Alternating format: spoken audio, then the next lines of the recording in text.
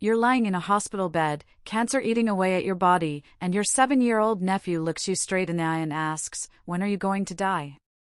I already made a list of all the toys I want to buy with your money. Your sister-in-law hands you a bottle of pills and says, "Just take these and end it quickly, we'll make sure your funeral is beautiful." And your own mother calls your boyfriend behind your back, telling him you're dying and diseased, begging him to abandon you. Sounds like something from a nightmare, right? Well, this was my reality. But here's the plot twist that nobody saw coming: I wasn't actually dying. The medical report had been switched, and the real cancer patient was the very person trying to kill me off for my inheritance. What happened next was the most savage revenge story you'll ever hear, and I'm about to tell you every single detail. My name is Claire Morgan, and at 38, I've built a tech empire worth millions. I've never believed in marriage, never wanted kids, and I've always been fiercely independent. The only family member I truly cared about was my nephew Toby, who I'd been raising practically since birth while his parents lived rent-free in the house I bought them. I paid for everything: his food, clothes, private school, even his diapers when he was a baby. This kid was supposed to be my legacy, my heir, the one person in my family who might actually appreciate what I'd done for them. But on the day I thought I received my death sentence, I discovered something that shattered every illusion I had about family loyalty. It started with a routine medical checkup. I'd been feeling tired lately, nothing major, just the usual stress from running a company. But when the doctor called me back for my results, there was something in his voice that made my stomach drop. "Ms. Morgan, I need you to come in immediately. We need to discuss your test results." The drive to the hospital felt like it took forever, my mind racing through every possibility. When I finally sat in that sterile office chair, the words hit me like a freight train. "I'm sorry, Claire, but you have advanced cervical cancer. Without immediate treatment, you may only have a few months left." The world seemed to tilt on its axis. Cancer. Terminal cancer. Me. The woman who'd built her life on control and independence was suddenly facing the one thing no amount of money or success could fix. But you know what my first thought was? It wasn't about myself, it was about Toby. How would I tell him? How would this affect his future? I'd already arranged for him to inherit everything, but I'd never told anyone about it. I wanted it to be a surprise, a security blanket for the kid I'd practically raised as my own. On the drive home, I decided to test the waters. Maybe if I approached it gently, I could gauge how the family would handle this news. So I turned to Toby, who was playing with his action figures in the backseat, and asked as casually as I could, "Hey buddy, if Aunt Claire really got sick, like really sick, what would you do?" I expected tears. I expected him to say he'd take care of me, or that he'd be sad, or literally anything that showed he cared about me as a person and not just as his personal ATM machine. Instead, his eyes lit up like he'd just been told Christmas was coming early. He actually started bouncing in his seat with excitement. "That's amazing," he said, clapping his little hands together. "That means I get the money early. Like, a ton of it." I felt something crack inside my chest, something sharp and cold like glass breaking. This 7-year-old child, this boy I'd loved and provided for his entire life, was practically celebrating the idea of my death because it meant he'd get rich faster. I pulled over to the side of the road because my hands were shaking too badly to drive safely. I turned around to look at him, hoping maybe I'd misunderstood, hoping there was some innocent explanation for what he'd just said. But there wasn't. He was still grinning, still excited, already planning how to spend my money before my body was even cold. "Toby," I whispered, "why would you say something like that?" His response was even worse than his initial reaction. "Because Mom said so," he replied matter-of-factly. "You're not married, you don't have kids, and you're always living in our house. That money's ours. If you die sooner, I get it sooner." 7 years old, and he'd already been programmed to see me as nothing more than a walking inheritance check. This wasn't coming from him, this was coming from his mother, my sister-in-law Vanessa, who had been poisoning his mind against me while I was literally putting food on their table and a roof over their heads. The betrayal cut so deep I could barely breathe.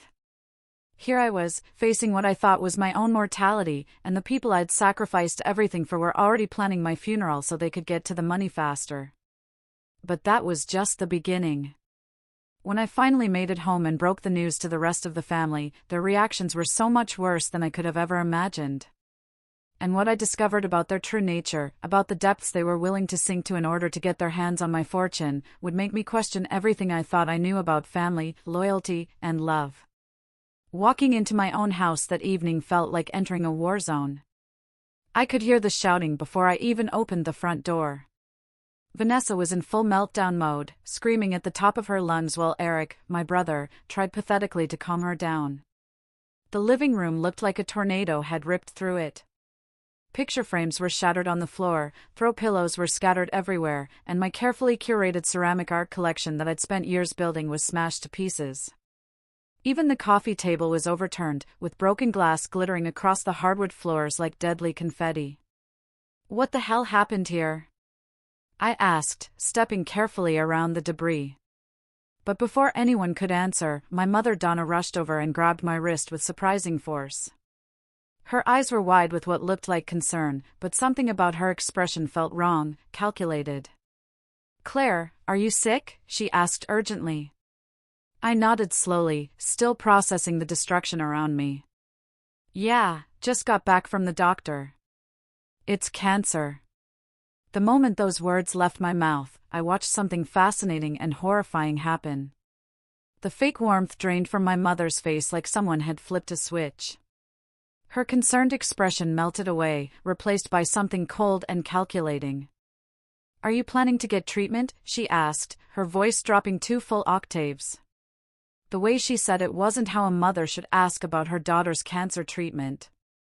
It was how someone asks about an expensive purchase they don't want you to make. Vanessa had stopped her dramatic sobbing and was now staring at me with laser focus. Eric turned around slowly, his face pale with tension. 3 sets of eyes locked onto me like I was a check about to bounce, and I realized with growing horror that they weren't concerned about my health, they were concerned about their inheritance. "Of course I'm going to get treatment," I said, frowning at their bizarre reaction. "The earlier you intervene, the better the odds, right?" The second those words left my mouth, Vanessa exploded like a bomb going off. She snatched a glass vase from the side table and hurled it straight at my head with the force of a professional baseball pitcher. I didn't even have time to duck. The vase shattered midair, and a jagged shard of glass sliced open my leg like a knife through butter. Blood immediately soaked through my sock, and I gasped, grabbing the arm of the couch to steady myself as pain shot up my leg. I looked around the room in complete disbelief, expecting someone, anyone, to show concern for the fact that I was literally bleeding on the floor. But none of them moved. My mother stood off to the side, staring at me like I was a problem she didn't want to solve. Eric just stood there like a deer in headlights. And Vanessa? She started sobbing again, but not because she'd just assaulted me. She was crying like someone had just robbed her life savings. "I knew it," she wailed, slapping a crumpled paper onto the overturned coffee table. "Toby told me you might have cancer, and I just knew our family was doomed." Her hand trembled as she pointed an accusatory finger at me.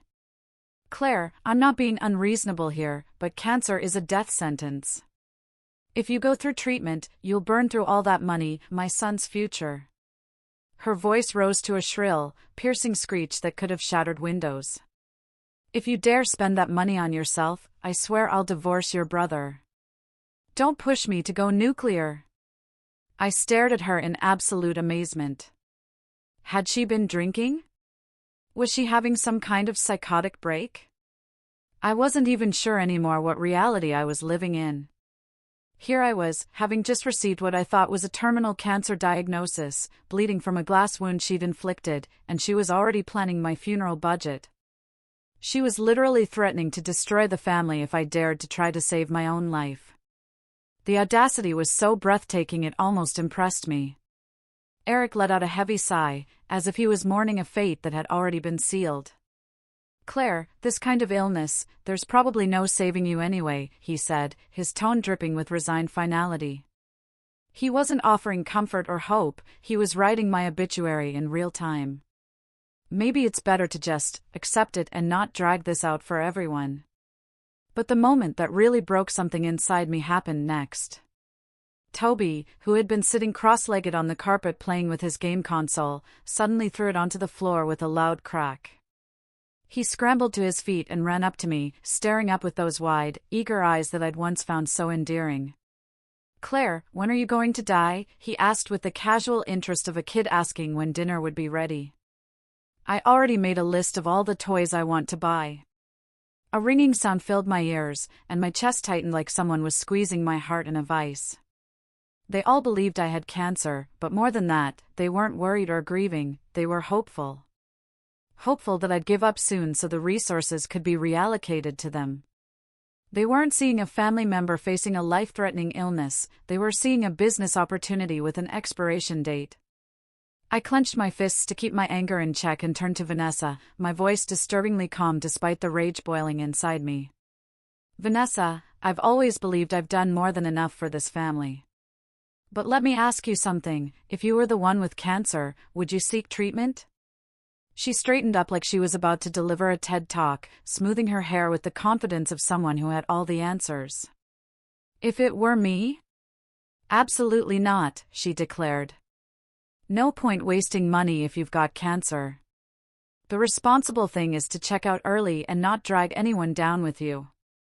People who keep fighting and burning through resources? They're just selfish."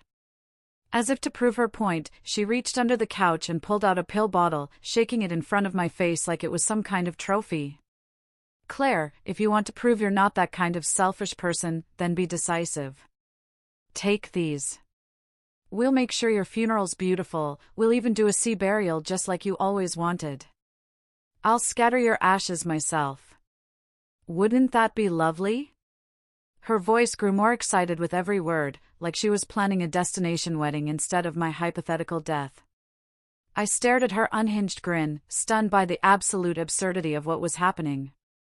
This woman was literally trying to convince me to commit suicide so her son could inherit my money faster. She'd gone from throwing glass at my head to offering me poison pills, all while making it sound like she was doing me a favor. Despite everything, I let out a cold, sharp laugh. "Well, since death is inevitable, do you also want to pick a date for me?" Her face darkened instantly, and she glared at me with pure hatred. "Claire, I'm doing this for you. Why can't you see that?" "Oh, I see it clearly now," I said, my voice dripping with sarcasm. "You're not just waiting for me to die, you're trying to speed it up." I turned to Eric, who had been silent through this entire psychotic episode. "What about you? Do you agree with her?"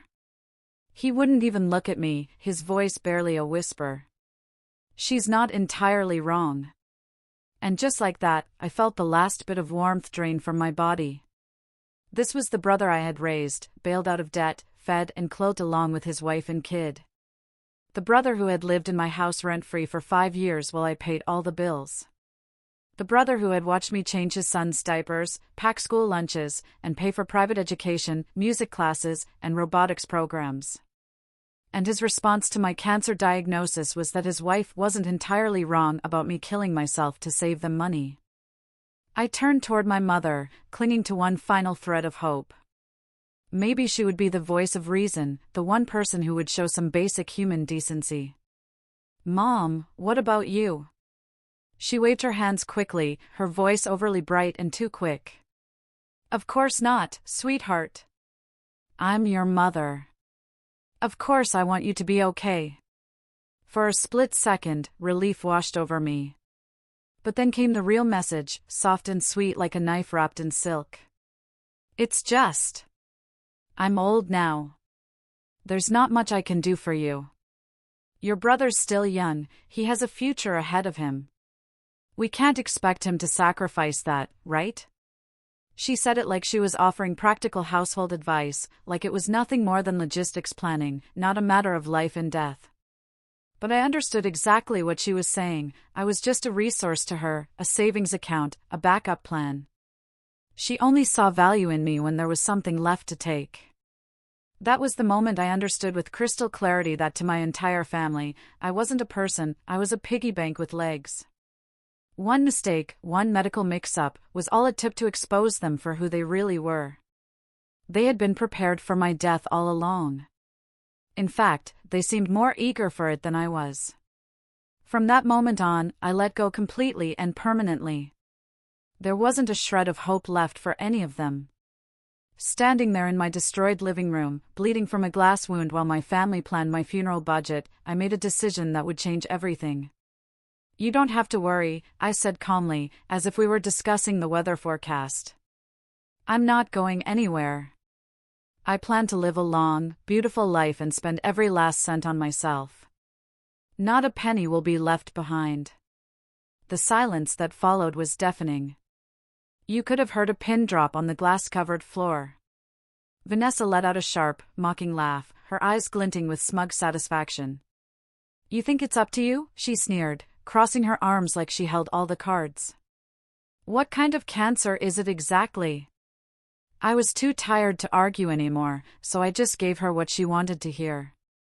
"Cervical," I said flatly, letting her believe whatever she needed to believe. The reaction was immediate and disgusting. She recoiled like I'd slapped her, taking 2 full steps back as if I was suddenly contagious.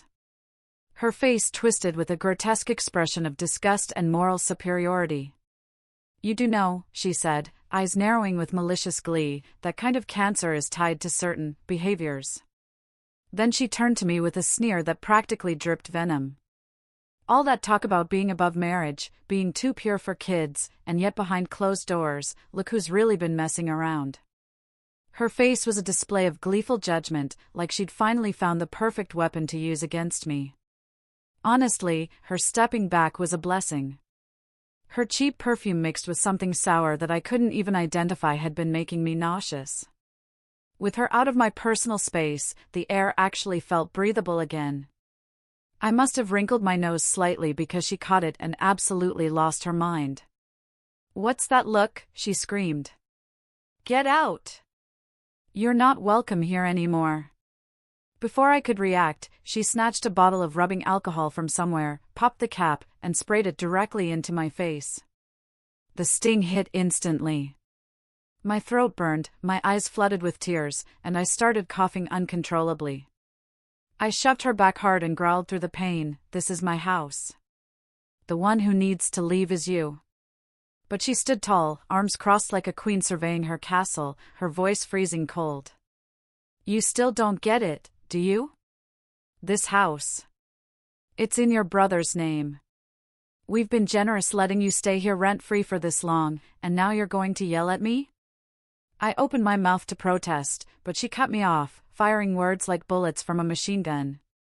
"Don't give me that crap about paying for the house. In this family, men make the decisions.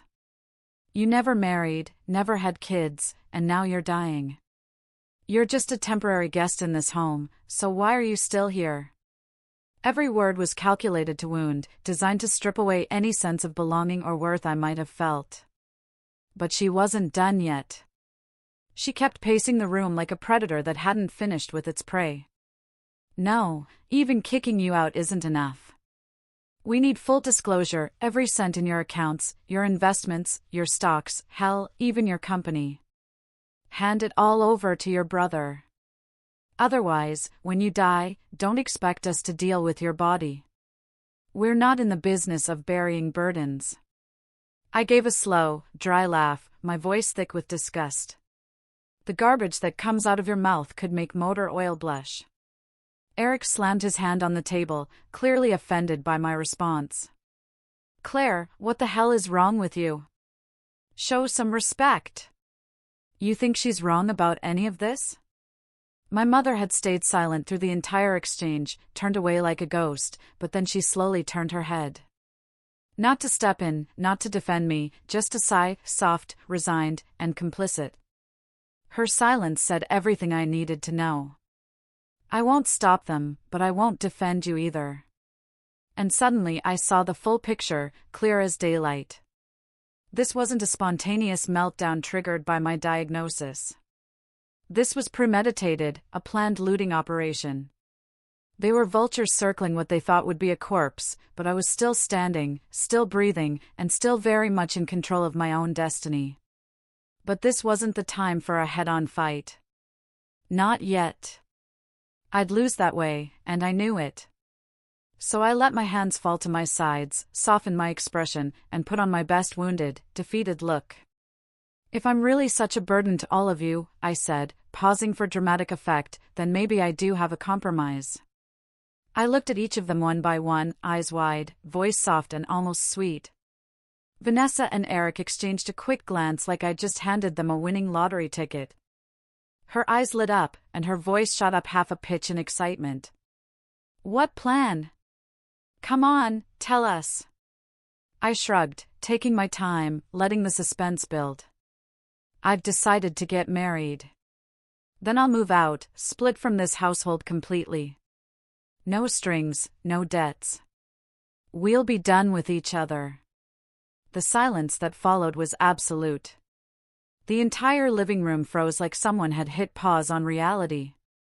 They knew I'd always been staunchly anti-marriage. Since college, I'd been loud and clear about not believing in it. I'd wanted no part in what I saw as the cage of traditional family life. Vanessa used to mock me for that any chance she got, sitting right in front of my mother and sneering that I was pushing 40 and still single, calling me a parasite sucking off the family while hiding behind my anti-marriage stance. But once I started making real money, her tune changed overnight. Suddenly, marriage was a total death trap. She'd perch on my kitchen island, munching on the expensive imported fruit I'd buy, and lecture me about how men can't be counted on and how smart women stay single. Back then, I thought she was looking out for me, giving me sisterly advice. Now I saw it clearly, that wasn't a warning, it was strategy. She wasn't protecting me, she was grooming me, hoping I'd never get married so all my assets would funnel straight to her family after I was gone. The moment I mentioned marriage, my mother's face turned white like I'd just announced I was joining a cult. You don't even have a boyfriend. Who are you marrying? Don't go doing something reckless just to prove a point, Claire. This isn't the time. I raised an eyebrow, my voice cool and casual like I was commenting on the weather. Nathan Blake. You've met him. We went to college together, been seeing each other for years. We figured we'd never bother with marriage, but maybe now's the perfect time. I just hope he's not too turned off by the idea of marrying a terminal patient. Nathan Blake, I'd met him during sophomore year at university. His family ran a trust and real estate investment firm.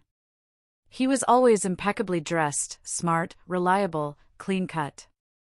6'1" with washboard abs and a jawline like a movie star, the kind of man who turned heads wherever he went and didn't need a marriage certificate to prove his worth.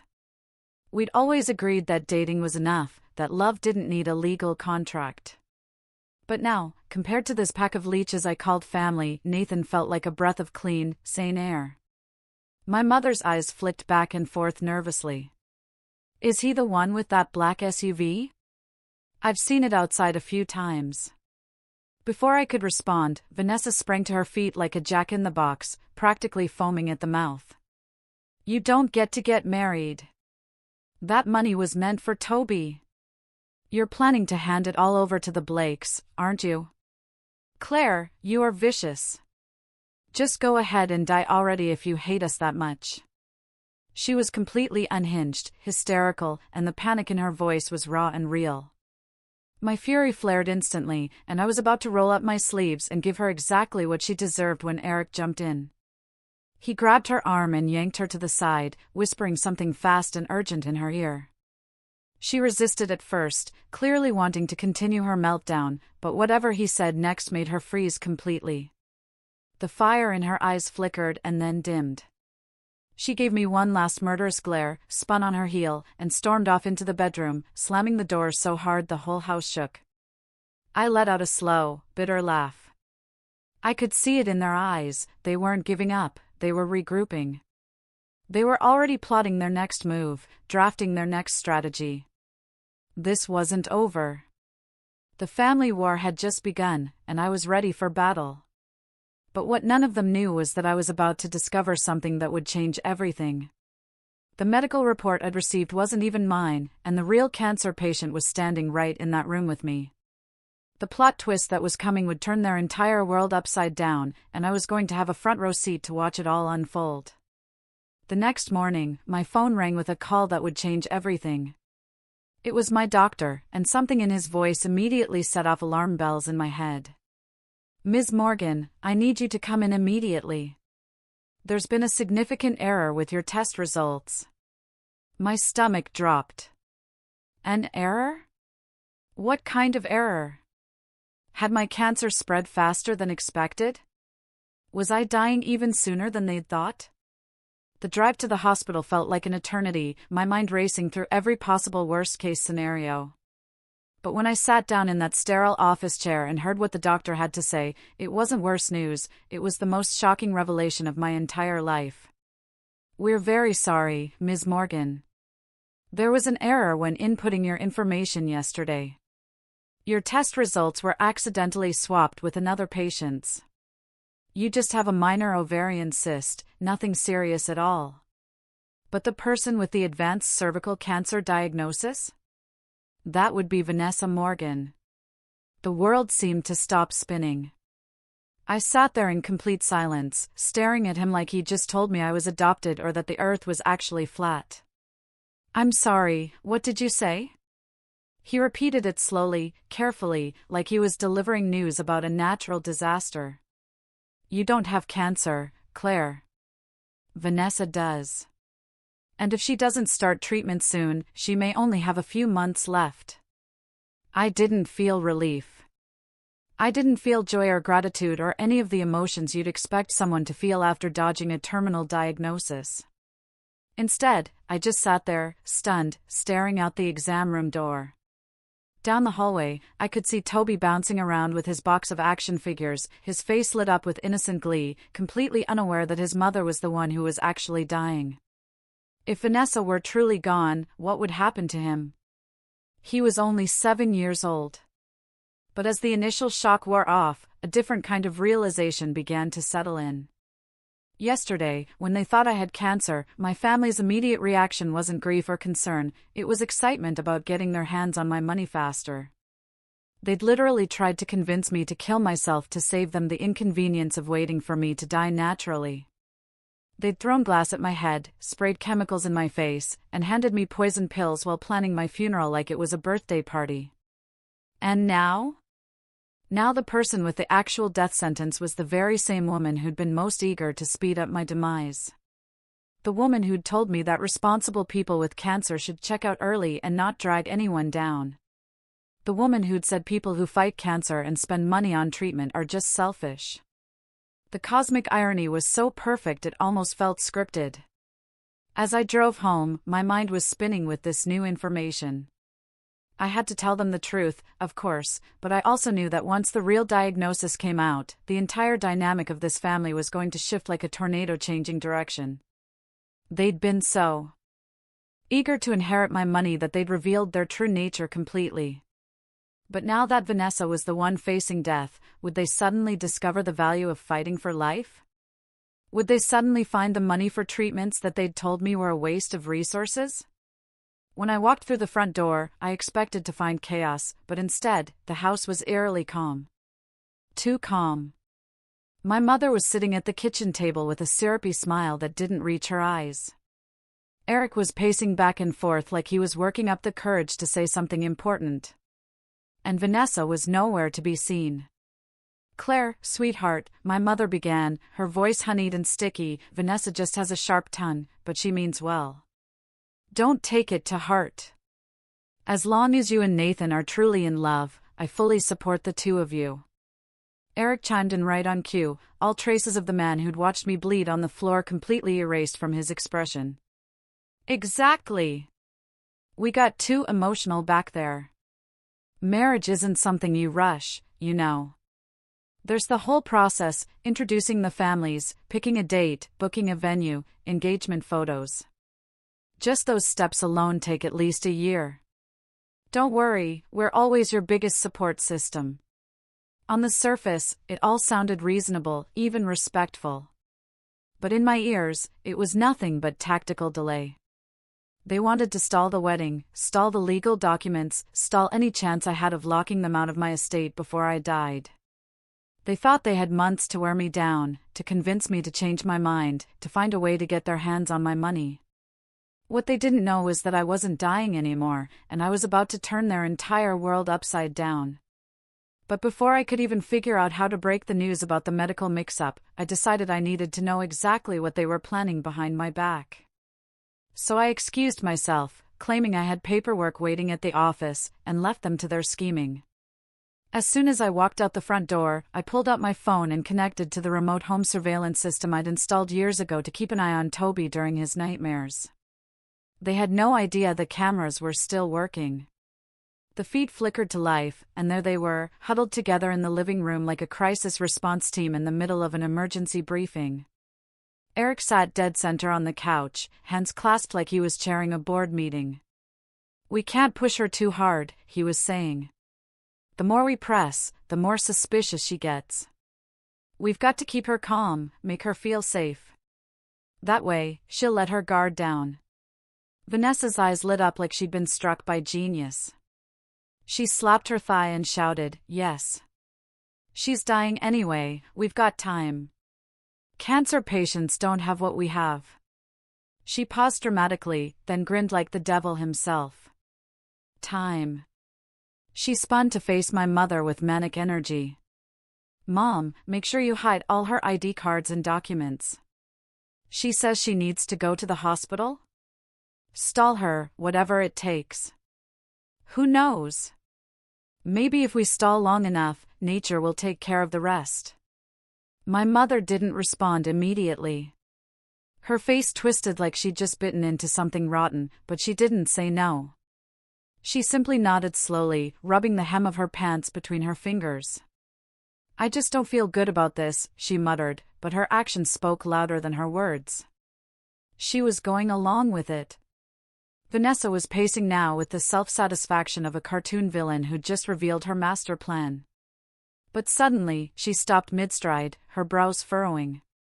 One hand flew to her lower abdomen, and she grimaced in pain. Eric jumped to his feet, concern flooding his face. "You hurting again? Maybe we should take you in, just to check." Vanessa rolled her eyes so hard I thought they might get stuck permanently. "Are you stupid? Didn't we just agree no hospitals? It's nothing, I probably just ate something bad. A couple bathroom trips and I'll be fine." But I stared at the screen and let out a cold, knowing laugh. One of the most common symptoms of late-stage cervical cancer is intermittent abdominal pain, especially after physical stress. Vanessa's problem was far worse than she wanted to admit, and she had no idea that she was dismissing the very symptoms that should have been sending her running to the emergency room. Then my mother did something that made my blood run cold. She reached for her phone and started dialing numbers, one after another. She was looking someone up, trying to get information, and I could see her scribbling names and numbers on a notepad from the camera angle. Then I heard her say it, Nathan Blake. My stomach clenched. How did she know his full name? What the hell was she trying to do? After working up the right amount of dramatic tension, she finally made the call. Her eyes shimmered with fake tears, and her voice trembled like she was fresh out of drama school. "Is this Nathan? I'm Claire's mother. You're a good man, but I can't live with the guilt anymore. Claire, she's been hiding something from you. She has cancer. The doctors say she only has a few months left." I sat in my office watching this Oscar-worthy performance. She deserved a standing ovation and maybe a Golden Globe for her acting skills. But apparently, her performance wasn't dramatic enough for Vanessa, who yanked the phone from her hands and leaned in, her voice grating like nails on a chalkboard. "Nathan, it's cervical cancer. You know what that means, right? Don't get soft-hearted now and throw your life away with hers." My mother chimed right back in, cool as a weather anchor delivering the evening news. "If you end it now, we won't blame you." Claire lied first, she was reckless. "We understand if you walk away." I clenched my jaw so tightly I thought a tooth might crack. I remembered how carefully I'd once told my mother that I never wanted to marry, that I wanted to live my life on my own terms. She'd looked at me with this warm, gentle smile and said, "I understand, honey. I support you. Even if you stay single forever, I won't pressure you." I'd thought that was love. Now I realized it was just strategy, keeping me unmarried and unencumbered forever, the perfect cash cow for her precious son's family.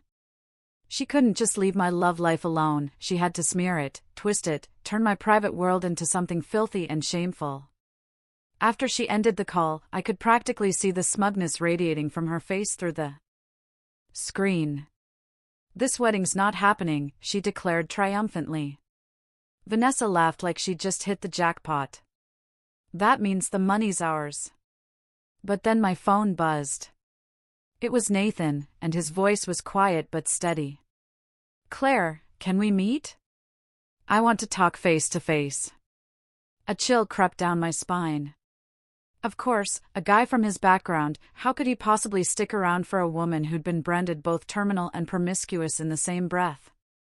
If this was the moment he chose to walk away, I wouldn't stop him. I couldn't blame him. But what happened next would prove that sometimes, just sometimes, there are people in this world who see through the lies and stand by you when everyone else turns their back. We met at our usual coffee shop, the little place near downtown where we'd had our first date years ago. Our regular table by the window was still available, with afternoon sunlight streaming across the surface, but somehow it didn't feel warm today. I didn't order anything, I just sat there, rehearsing in my head how to make a breakup sound graceful and easy. I'd already prepared myself for the inevitable. After what my family had told him, what man would want to stick around? When Nathan walked through the door wearing his charcoal gray coat, the one I'd always loved, his expression was calm and unreadable. I opened my mouth to say let's end this, to make it easy for him, to let him off the hook. But before I could speak, he slid something across the table. It was a bank card, black and heavy, the kind that screams serious money. "Claire," he said, his voice steady and unwavering, "I believe you're sick, but I don't believe a single damn thing they said about you. The only thing that hurts is that you didn't tell me yourself." His eyes locked with mine, and I saw something there that I'd almost given up believing existed, unconditional loyalty. "There's $1 million on that card. I've already contacted one of the top oncology specialists in Boston. I don't care what it takes, I'll bankrupt myself if I have to. We're getting you through this." I froze completely. Words failed me. I'd been so prepared for abandonment, so ready to be thrown away like garbage, that genuine love and support hit me like a physical blow. This man, who'd just been told I was dying and promiscuous, was offering to spend his life savings to save me. While my own family was trying to speed up my death for inheritance money, this incredible human being was willing to sacrifice everything to give me a fighting chance. I was just about to tell him the truth, that I wasn't actually sick, that there'd been a mix-up, when I heard the sharp click-clack of high heels echoing through the cafe.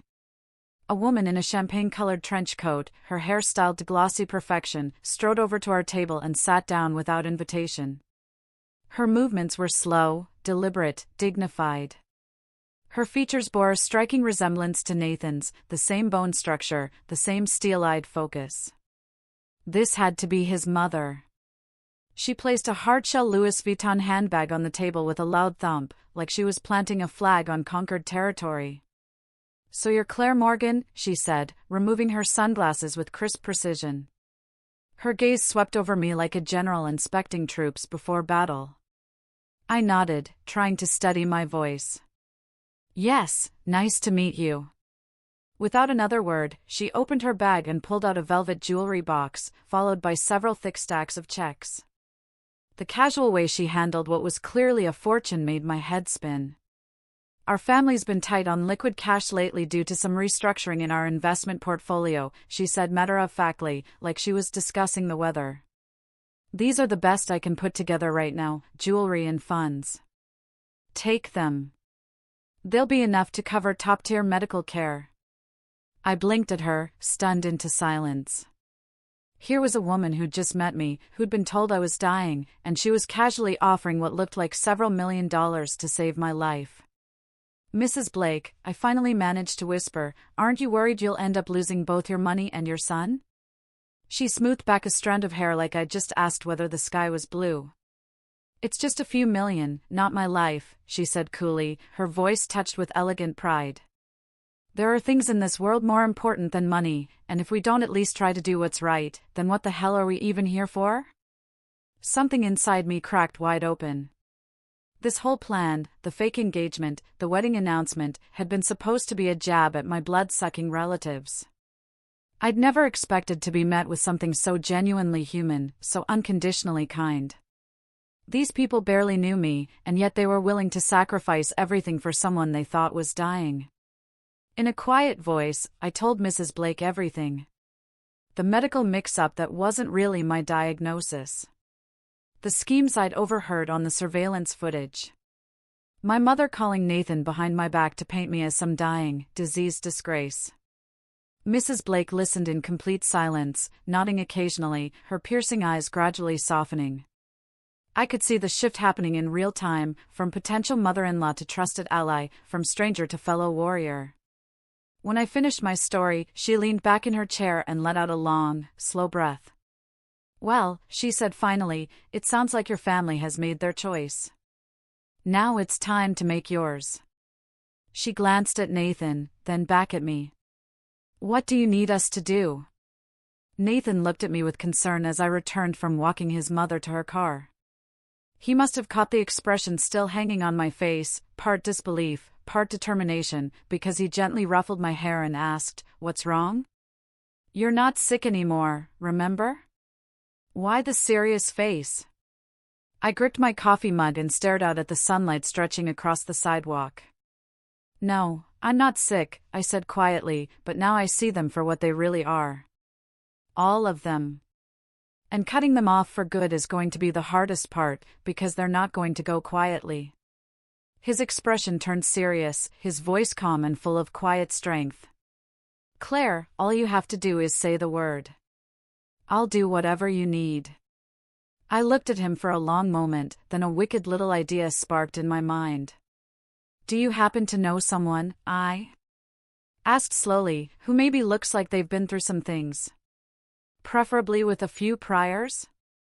Big, scary, ex-military bouncer type energy? He paused for half a second, then shrugged with a slight smile. Yeah, I know a few guys like that. You planning to make this theatrical? My eyes gleamed with mischievous intent. I want to give them a show they'll never forget. It's time they learned this game has a new dealer, and I'm done playing by their rules. Without hesitation, I pulled out my phone and started making moves. One by one, I shut down every linked credit card they'd been bleeding dry for years. With a few clicks, I canceled their access to the accounts they'd been treating like their personal piggy banks. Then, just for fun, I listed the house for sale online with a same-day viewing available.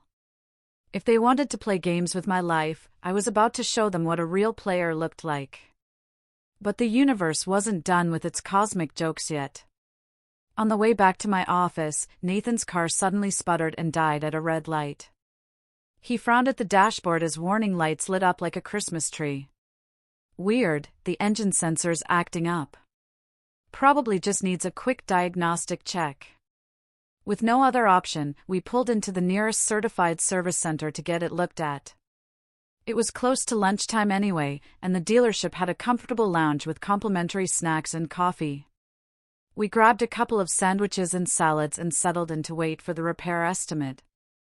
After lunch, we were walking through the showroom, just killing time and looking at the new models, when something in my peripheral vision made me freeze mid-step. The glossy red nails. The flashy fur coat. That overly familiar silhouette that I'd been supporting financially for the past 5 years. But she wasn't with Eric. She was draped all over a man I didn't recognize, tall, smugly handsome, clearly not my brother. They were test-driving one luxury convertible after another, all giggles and not-so-subtle groping, like they were shopping for toys instead of cars. I didn't even hesitate. I pulled out my phone and started recording, my hands steady despite the adrenaline coursing through my veins. Inside one of the convertibles, Vanessa leaned in close to this mystery man, her voice syrupy and sickening as she practically melted into his side. "Pick whichever one you like, baby. I'll buy it. My dumb sister-in-law is about to drop dead anyway. All her money, that company, it's going to be Toby's soon. We're about to be filthy rich." The man sighed dramatically, like he was burdened by having to sneak around. "Too bad we still have to be so careful about this." Vanessa gave him a slow, venomous smile that made my skin crawl. "Not for long. I got Eric a fat life insurance policy last month. One little accident, and boom, another payday. Honestly, he's more useful dead than alive." I had to clamp a hand over my mouth to keep from letting out an audible gasp. This woman wasn't just cheating on my brother, she was planning to murder him for insurance money. And then the man reached out and brushed her nose with his finger in a gesture so intimate it made me nauseous. "Don't you think it's time Toby met his real father?" My brain stopped working. Toby isn't Eric's biological son. The revelation hit me like a sledgehammer to the skull. This 7-year-old boy that I'd been raising, paying for, loving like my own nephew, he wasn't even related to me by blood. He was the product of an affair, and Eric had no idea he'd been raising another man's child while Vanessa planned his murder. I ducked my head, pulled my cap down low, adjusted my mask, and started following them quietly as they moved toward a more secluded part of the lot. They slipped past the showroom staff and wandered toward a back parking area where several untagged test vehicles were parked. What happened next made my fingers instinctively hit the record button again. Right there, in broad daylight, in the backseat of a demo car, they went at it with absolutely no shame or hesitation. Vanessa giggled like a teenager, completely unbothered by the public setting, playing into the moment like it was foreplay for a soap opera scene. But then suddenly, she stopped. Her expression twisted in pain, and she clutched her abdomen, doubling over as her face went pale. "You okay?" the man asked, panic flashing across his face. Vanessa was panting, grimacing, clearly in serious pain. "This is your fault," she snapped, half hitting him. "You were too rough. I'm bleeding now." I stood in the shadows, watching with cold detachment as the symptoms I now recognized played out in real time. It wasn't him being too rough, it was the cancer. Late-stage cervical cancer causes postcoital bleeding, and it was getting worse. I uploaded all the footage to the cloud immediately, clean angles, crisp audio, every disgusting line of dialogue captured in perfect detail. Then I categorized it, backed it up twice, and saved copies in 3 different locations. The war hadn't even officially started yet, and I already had her jugular in my hands. Let her keep scheming, keep clawing for whatever scraps of my estate she thought she'd inherit. Because when the time came, I was going to premiere the full family horror show, starring her in the lead role. And trust me, everyone was going to see her greatest performance in full HD. Not long after we left the dealership, my phone started ringing like an alarm clock from hell. The moment I picked up, Vanessa exploded with the fury of a woman whose credit card had just been declined at the most embarrassing possible moment. "What the hell is wrong with you?" she screamed, her voice sharp enough to crack glass. "Did your brain melt? You cancelled my card. Do you have any idea how humiliating it was when it got declined at the mall?" I was standing there like some kind of deadbeat while everyone stared. I held the phone away from my ear, watching the volume bars spike on my screen like a seismograph during an earthquake. When she finally paused for breath, I replied in a voice as soft and sweet as honey. "Vanessa, don't be mad. Let me finish some things at work, then I'll come home and apologize in person, okay?" My sudden humility caught her completely off guard. She must have thought that life had finally beaten me into submission, that I was ready to roll over and play dead like a good little doormat. She snorted smugly, clearly savoring what she thought was her victory. "That's more like it. But listen, you owe me big time for the emotional damage you caused today. I'm thinking 500,000 should cover it. 500 grand, about the same amount as the down payment on that luxury SUV she'd been eyeing for months." The audacity was breathtaking, but I just smiled and played along. "Of course, Vanessa. We'll work it all out when I get home. I didn't respond to her demands, just smiled, ended the call, and flipped open my calendar. I found the perfect date for what I was planning, something poetic and memorable for the exposure event that would end this family circus once and for all. But first, I needed to set the stage properly. Before we went back to the house, I gave Nathan a quick briefing on the role he needed to play. Listen, you need to act like a total jerk when we get there. Rich, rude, arrogant, go full villain mode. Nathan looked absolutely horrified at the suggestion. I don't have that setting, Claire. I'm literally the most polite guy in my entire department. I say please and thank you to vending machines. I nudged him toward the door, trying not to laugh. Just channel your inner bad boy. Don't go too far or you'll give my mom a stroke, but make them think you're the kind of guy who doesn't take anyone's crap. He took a deep breath like he was preparing for a stage performance, which I guess he was. We walked into the house like a glowing couple straight out of a romantic comedy, me beaming with happiness, him pretending to be mildly disinterested in the whole affair. Mom, I announced sweetly, I'm getting married. His name's Nathan, and he's very wealthy. My mother's face went through a spectrum of colors, pink to pale to a purplish rage, in about 5 seconds flat. I kept piling it on, enjoying every second of their growing panic. I know, he's got a sharp tongue and he's not exactly the warm and fuzzy type, but he's practical. And I'm so lucky to be marrying into such a wealthy family. Nathan nodded on cue, his voice flat and cold in a way I'd never heard before. We're not doing a big wedding, waste of time and money. But I told her straight up that any premarital assets and savings come with her. Clean break from this family. My mother slapped her thigh repeatedly, chanting how did I raise such an idiot, like it was some kind of protective spell against financial disaster. Vanessa sat in the corner with her lips curled into what she probably thought was a knowing smile, clearly waiting for her moment to pounce. And right on schedule, she did. With a dramatic flourish that would have made Shakespeare proud, she slapped a thick stack of papers onto the coffee table. You can marry him, she declared, but only if you sign this. Doesn't matter where you go or who you're with, your money belongs to Toby. Every last cent. And your estate? It's his, no exceptions. So that's what all the fake kindness and strategic delays had been leading up to. She hadn't cooled down or accepted my decision, she'd just been loading the chamber for this final shot. I turned to glance at Nathan, half worried he'd break character and revert to his naturally polite self. But my sweet, composed, perpetually well-mannered Nathan reached into his bag, pulled out a heavy, theatrical prop dagger from some old college theater production, and slammed it onto the coffee table with a bang that made everyone jump. The room went dead silent. You could have heard a pin drop on Mars. His expression twisted into something I'd never seen before, and he bellowed in a voice that seemed to come from somewhere deep and primal, "Are you out of your goddamn minds?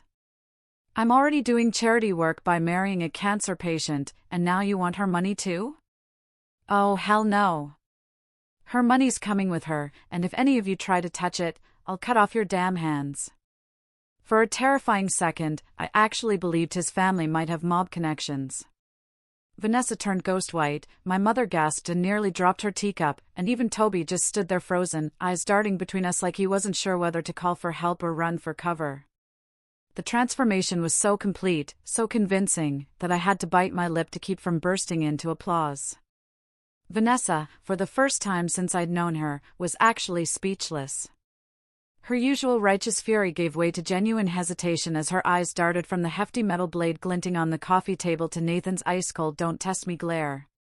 She wisely backed off from direct confrontation and instead shifted tactics, turning on the waterworks like she was auditioning for a daytime soap opera. "Claire, you ungrateful snake," she screamed, pointing at me like I was a criminal in court. "You promised you'd leave everything to Toby. What, now that you've got cancer, you're going back on your word? You were just using him for end-of-life care. You should be struck by lightning for this betrayal." Her logic was so warped it deserved its own documentary series. It was like watching a clogged sewer line argue about moral philosophy. I rolled my eyes and didn't even bother countering her nonsense. I've got more than enough money to pay for an entire private medical team when the time comes, I said flatly. Why the hell would I tether my fate to someone who's actively hoping I drop dead sooner rather than later?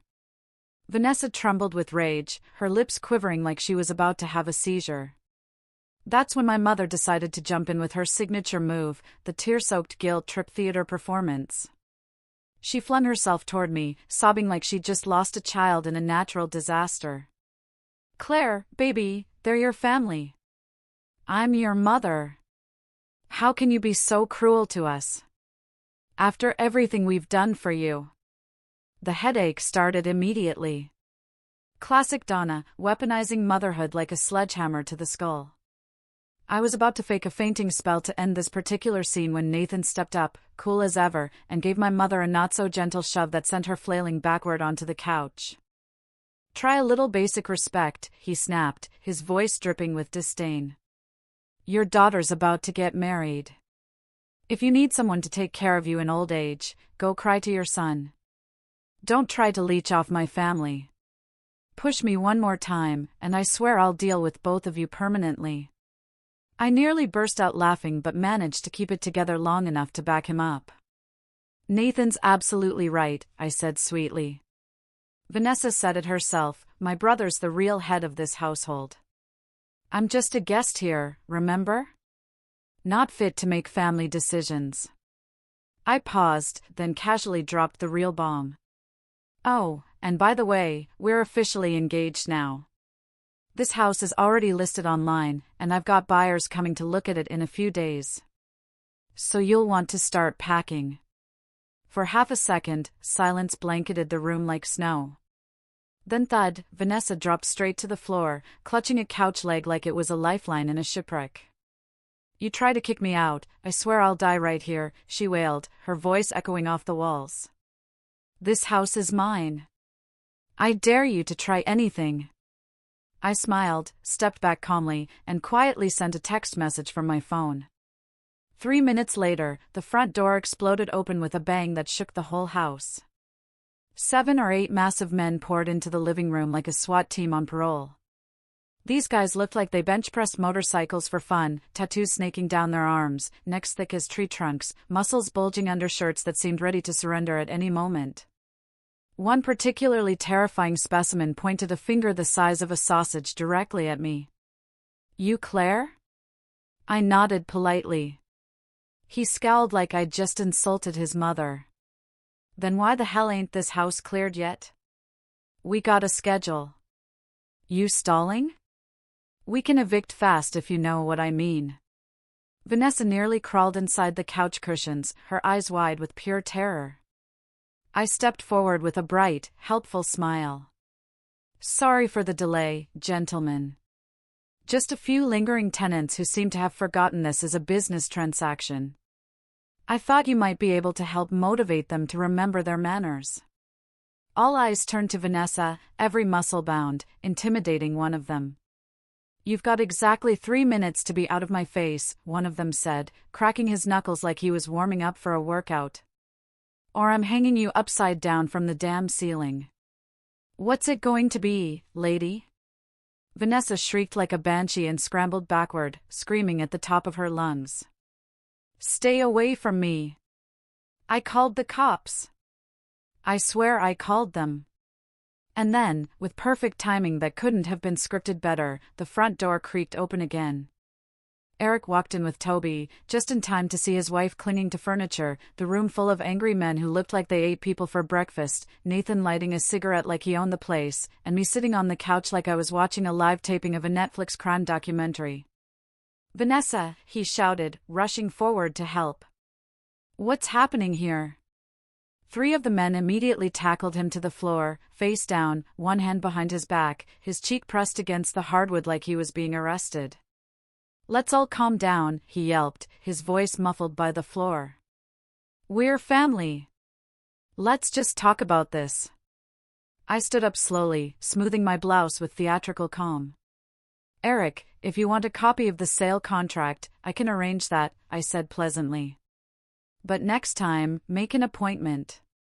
This is a business now, not a family reunion. The final act was about to begin, and they had no idea what was coming next. My mother was having what could only be described as a complete mental breakdown. She clung to the arms of one of the muscle-bound men, thrashing and shrieking like a one-woman Greek tragedy. Murder! They're murdering us! Call the police! Help! They're trying to kill us for money!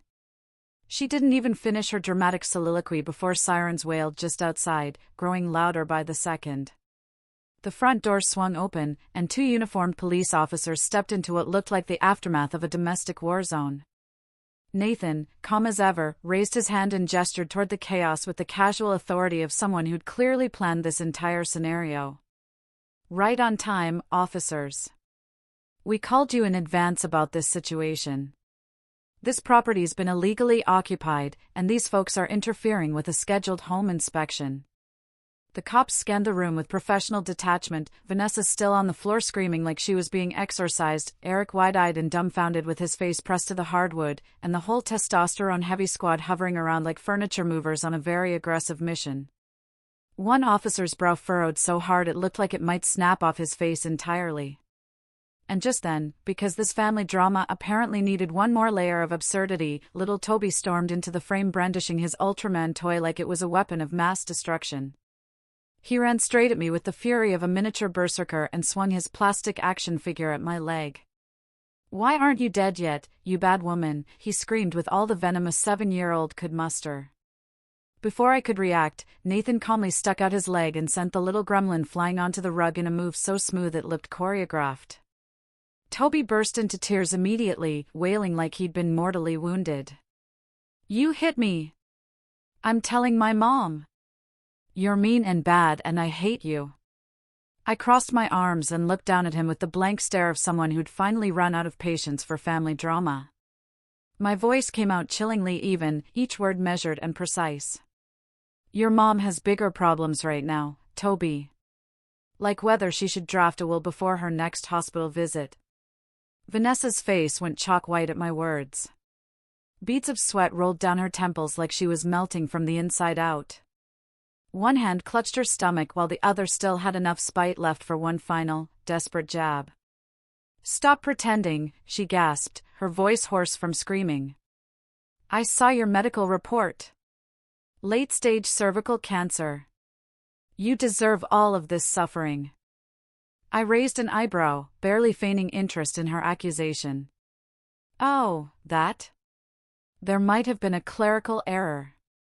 Maybe the doctor accidentally switched our reports. You should probably go get yourself checked out again." I paused, letting the words sink in like poison through her system. "Me? I'm in perfect health. Never had cancer. Never was dying." She blinked rapidly, her smug expression beginning to unravel like a cheap sweater. "What? No, you're bluffing. You're trying to curse me. If I find out you're lying." "Go ahead and find out," I said with a sweet, crisp smile that could have cut glass. "You already took a picture of the report number, didn't you? Why don't you call the hospital and verify it yourself?" Her hands trembled as she swiped frantically at her phone screen. The room fell silent except for the sound of her panicked breathing and the occasional shuffle of feet on broken glass. The air felt thick and electric, like the moment before lightning strikes. 1 minute passed in absolute tension, then suddenly her face completely collapsed. Her phone slipped from her fingers and hit the floor with a loud clack that echoed through the room like a gunshot. Her knees buckled, and she slumped to the ground, her entire body heaving with the kind of panic that comes from staring directly into your own mortality. "Eric," she screamed, crawling toward my brother like a wounded animal. "Eric, take me to the hospital. I don't want to die. Please, I want to be admitted right now. I don't want to die." She wailed like her soul had cracked open and was leaking out onto the floor. Gone was the arrogant witch who'd tried to steal my life and speed up my death for inheritance money. What lay writhing on the ground was a woman stripped of all dignity, begging for the very thing she tried to deny me, the chance to fight for her life. I couldn't help myself. A cold chuckle escaped my lips. Vanessa, I miss that tough girl who used to say that people with cancer shouldn't waste money on treatment. What happened to her? What happened to just accepting your fate and not being selfish? Her lips were pale, and she was in too much pain to answer. The cosmic justice of the situation was so perfect it felt almost scripted. The woman who'd handed me poison pills and told me to die quickly was now facing the exact same diagnosis, experiencing the exact same terror she tried to inflict on me. Eventually, with help from the police officers who seemed grateful for any excuse to restore order to this circus, the whole dysfunctional parade, Vanessa, my brother, my mother, Toby, and all their emotional baggage, was escorted out of my home. The door shut behind them with a satisfying click, and I let out a long, slow breath that felt like I was exhaling 5 years of toxicity. Of course, the house hadn't actually been sold. Nathan and I had orchestrated the entire thing, the listing, the inspection, the fake eviction, every single detail had been carefully planned to smoke out the parasites and reveal their true nature. Once they were gone, I quietly pulled the listing. The deed still sat right where it belonged, under my name, untouched and secure. Since that day, my business exploded in ways I'd never imagined. My client list doubled almost overnight, my inbox stayed constantly full of opportunities, and that feeling of breathing clean air in a clean house with a clean conscience was like having a completely new layer of skin. For the first time in years, I could actually breathe freely. But Eric and Vanessa didn't go quietly into the night. They took to social media like crusaders on a mission, spinning elaborate stories in family group chats and posting half-literate rants about how I'd faked cancer for sympathy and thrown out my own blood relatives into the rain. Every morning became a highlight reel of human shamelessness as they reinvented the art of slander like it was their new side hustle. What they didn't know was that I'd already screenshot everything. My lawyer was on standby with a folder full of evidence, so if anyone in their social media peanut gallery wanted to play savior and come barking up my inbox, I was more than happy to serve them a cease and desist order, maybe even a defamation lawsuit for dessert. Just when I thought the chaos had finally settled into a manageable background hum, Eric showed up outside my office building. And he wasn't alone. There was Vanessa, right beside him, both of them crouched on the sidewalk like failed extras in a street drama performance. Eric held up a poster board that read Eric Morgan kneels for his sister Claire Morgan, just one chance to speak.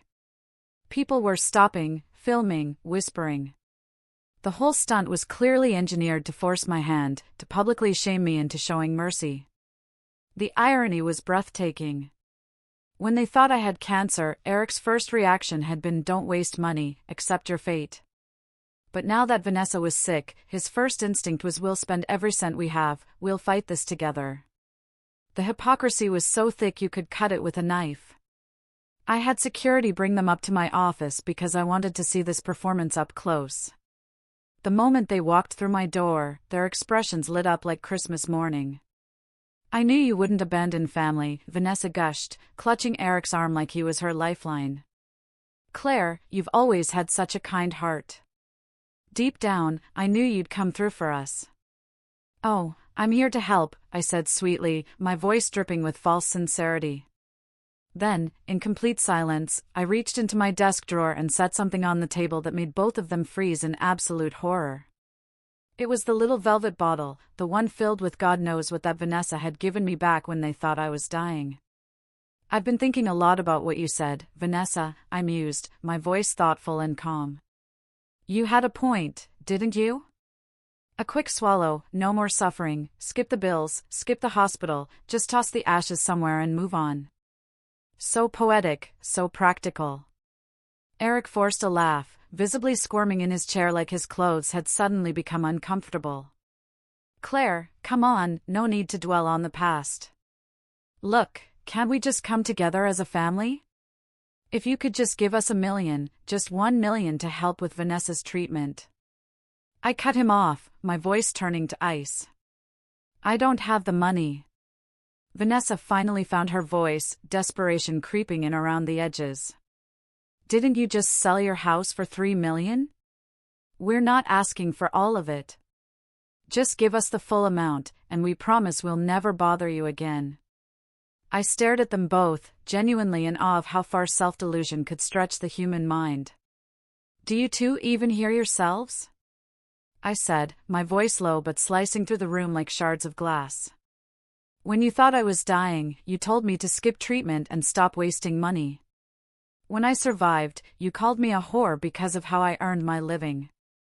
But now that you need something, you're suddenly full of tears and family speeches. Vanessa's eyes filled with tears, but they looked fake, manufactured for effect. We're just trying to stay alive, Claire. Can't you understand that? I glanced at the bottle on my desk, then back at her.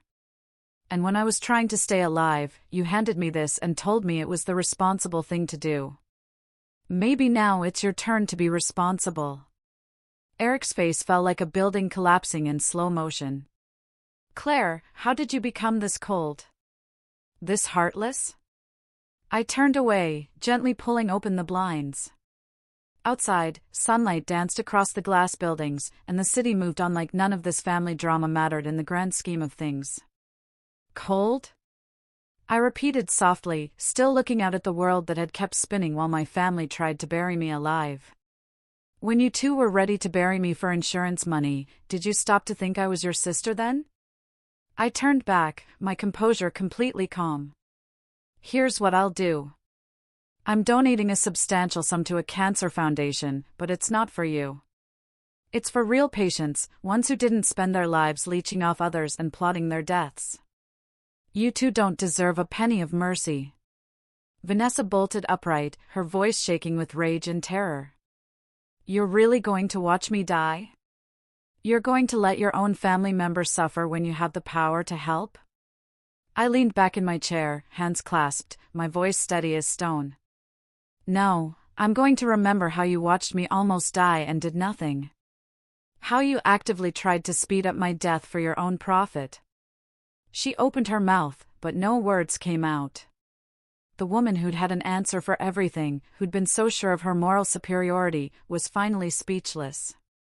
Eric spoke in a whisper that barely carried across the room. What do we do now? I waved a hand dismissively, like I was shooing away insects. Ask your son. You put all your faith in him, made him your legacy. Let him carry the weight now.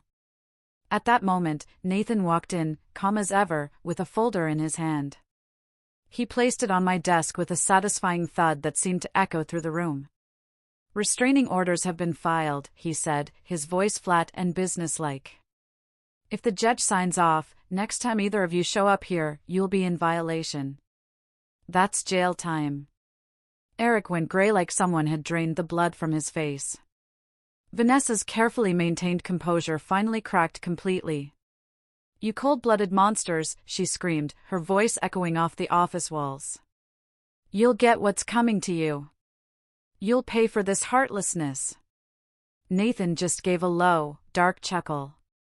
If karma existed the way you think it does, you'd be 6 feet under by now. I stood up and smiled, my expression soft and clear as mountain water. We're done here. See yourselves out. Security escorted them to the door, and Vanessa turned one last time, screaming with the desperation of someone who finally understood that their actions had consequences. We're your family. Blood is thicker than water. I smiled wider, feeling lighter than I had in years. Not anymore. I had the paperwork notarized weeks ago. We're legally strangers now. The door slammed behind them, and with that sound came something I hadn't felt in years, silence. Not just the absence of noise, but the kind of profound quiet that comes from finally being free. The kind that doesn't need explaining, the kind that tastes like justice and feels like coming home to yourself. 3 months later, the paternity test results came in. Toby wasn't Eric's son, not even close. He was sent to live with his biological father, who already had a wife and kids and wanted absolutely nothing to do with him. Within a week, Toby went from a world of amusement parks, designer toys, and private schools to a cramped house with a stepmother who didn't hide her resentment, surrounded by chores, curfews, and rules. The fairy tale ended mid-page, ripped away like it had never existed. As for my mother, she didn't last long after seeing Vanessa rushed into emergency care that final night. Something in her broke when she realized the full scope of what had happened. The doctors said it was a stroke complicated by heart issues, but I think it was simpler than that. A lifetime of scheming had finally caught up with her, and her body chose not to keep going. Vanessa passed not long after. Her condition declined rapidly once the cancer reached its final stages. The court blamed Eric for delaying her treatment, and he was charged with medical negligence. He didn't protest, just signed the papers with his head down, as if the silence was actually a relief. Last I heard, he'd moved to a tiny town upstate where nobody knows his name or his story. No one visits, no one talks about him. He just disappeared into the kind of anonymity that swallows people who've burned every bridge behind them. When I turned 40, their house was sold, their photos burned, their bank accounts wiped clean by medical bills and legal fees. By then, the story was over. It wasn't cruelty that ended them, it was clarity. Some people wear the word family like a mask, and when you peel it off, there's nothing underneath but hunger and greed. So no, I didn't leave anything to blood relatives in my will. My estate is now set up to fund a foundation for women like me, women who learned that not every home is safe, and not every relative deserves a second chance. My money will build futures, not graves. It will fund dreams, not parasites. And me? I'm living that long, beautiful life I promised myself. Every morning I wake up in my clean house, surrounded by people I've chosen instead of people I'm obligated to. I spend my money on things that bring joy instead of enabling dysfunction.